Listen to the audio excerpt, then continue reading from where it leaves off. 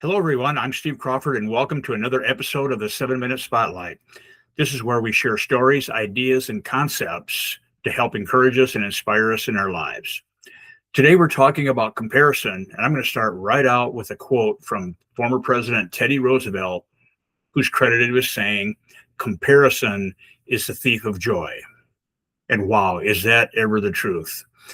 Because when we compare, we really rob joy from ourselves. We might even be robbing it from other people. Because comparison is looking at something in a distorted perspective. A couple examples. One is that in construction many years ago, the 50s and 60s, this is quite popular. You still see it today, of a wall being built with what they call opaque glass. You can't really see through it. It lets light through, and you can see distorted figures on the other side. There can be a person on the other side, and you know that there is a person on the other side, but you can't really see who they are. You can't get a clear view of what's going on. That's what happens when we compare. It's also like if you have Netflix or a lot of the other streaming services where when you pause it across the bottom of the screen, they have the individual 10-second frames. And we just look at one frame only and don't see the entire movie. Life is not based on little snapshots. Life is not based on the most recent reel that you saw on Facebook. Life is based on its entirety of what's going on and what it means. Mary, my wife, grew up in a real small town. I grew up just in a very small city. And we both experienced the same thing amongst family, friends, circle of influence. It might be schoolmates or people we work with, whatever. But just in conversation, people would make a comment like, so-and-so's doing pretty good. They got a new house or built a new house. So-and-so's doing pretty good. They bought a new car or went on vacation, got a boat, did this, got that. And the brain kind of thinks that through logically and says, gee, they have things and they do things and they're doing good. I don't have these things and I'm not doing these things. I must not be doing good. And that's a lie from the pit of hell. Satan really wants to deceive us. And the only tool that Satan has, the only weapon that he has is deceit. He wants us to believe things that are not true. Because the truth is, we don't really know the whole story, and that the joy that we can get from our own life is going to be satisfying based on who we are, not what we have. Had a conversation here within the last couple of months about where I am in my career, the things that I'm doing. And I can honestly say, and when I shared this with the other person, that I am satisfied with the career that I've had in transportation. But just because I'm satisfied does not mean that that's what gives me contentment.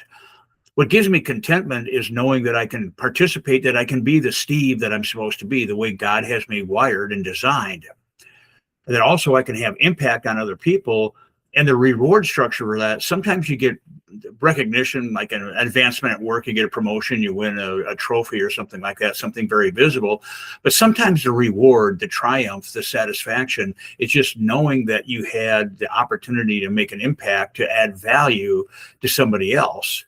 We have our jobs and we have our things, and like my career in trucking, it pays the bills. We're able to live the way that we live because of the effort that I put into my career. But that doesn't define me. How I interact with others and how I help others is the definition. So again, going back to comparison, what does that do?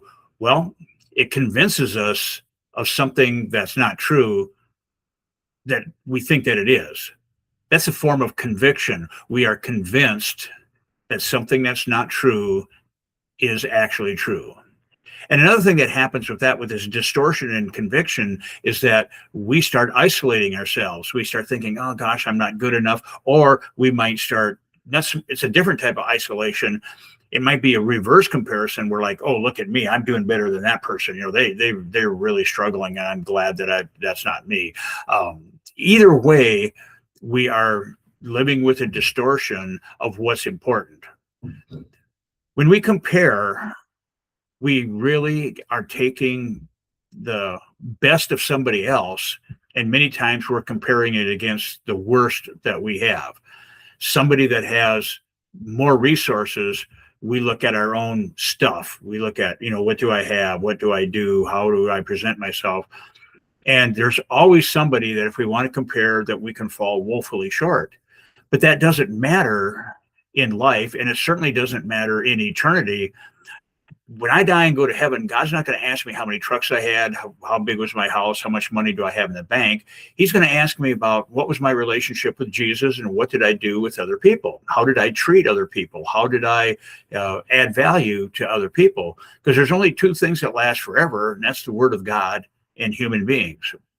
So let's not compare. And it's a habit that we have because the world is that way. Yeah, we can use that as an explanation or as an excuse.